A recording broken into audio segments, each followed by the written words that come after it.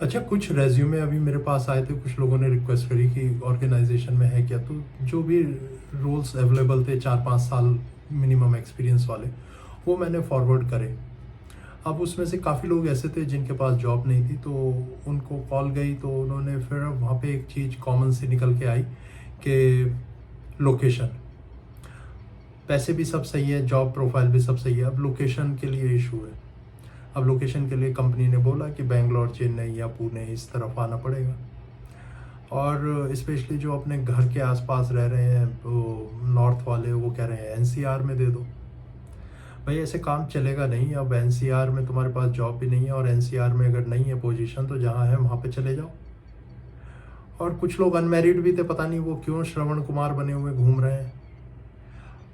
और अगर जॉब नहीं है तो भाई चले जाओ, चाहे मैरिड हो अनमैरिड हो, माँ बाप हैं नहीं है कुछ भी है, निकल लो घर से। और उम्र भी काफ़ी कम थी, मतलब 25 साल 26 साल ऐसे लोग, या शायद 27-28 में होंगे वो लोग। अब उसमें क्यों नहीं जा पा रहे हैं, क्या रीज़न है, क्या उनको कुछ चीज़ें रोक रही हैं।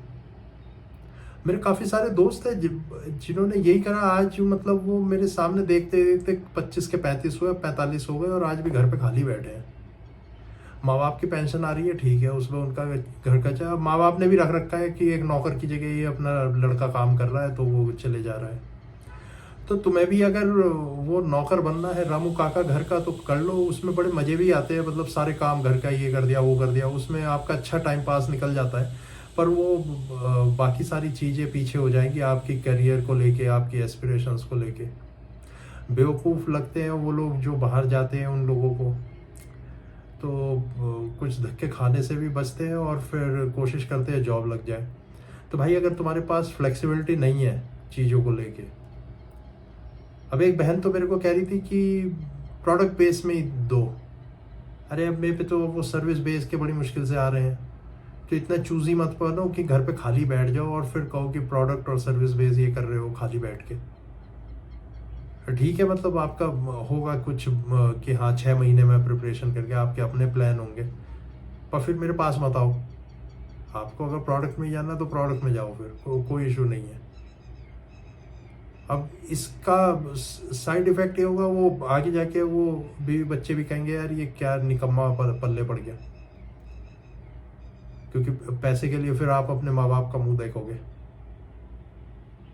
और छोटा मोटा काम होगा नहीं तुम्हारे से। हकीकत बात है वो, मतलब छोटा मोटा काम मतलब वो होगा ही नहीं। वो मेरे सारे दोस्तों ने सब काम करके देख लिया, वो नहीं टिक पाए, क्योंकि उन्हें वो जो एक बार वो हिट लगी ना कि हाँ इतने पैसे बना सकता हूँ मैं जॉब में बड़े शहरों में।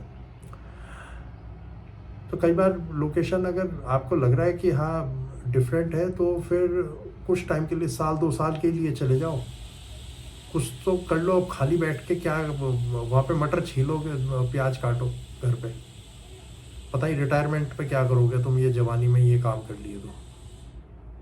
अब एचआर भी मेरे को कह रही, मैंने बोला यार मैंने भी नहीं पूछा था, अब मैं क्या बताऊँ तुम्हारे को, अब फिलहाल रहने दो, फिर अब क्या ही करें जब वो लोकेशन पे ही एग्री नहीं हो रहे। तो ऐसे भाई 4-6 महीने जॉबलेस हो, साल भर भी हो जाएगा, 2 साल भी हो जाएगा, और ये कहते हैं ना साल भर से नौकरी नहीं है, ये इन्हीं लोगों के पास नहीं है। कंपनी नहीं खोलने वाली भाई तुम्हारे घर के बगल में एक ऑफिस, जहाँ से तुम सोचो मैं 2-3 दिन होके आ जाऊँ और फिर घर पे वापस आ जाऊँ। और ये तुम्हारे अपने लिए भी सही नहीं है, बाद में जाके वो काम की आदत भी छूट जाएगी। जो अभी थोड़ा सा करंट बचा हुआ है कि कुछ कर देंगे, कुछ देंगे कंपनी को, वो सब छूट जाएगा।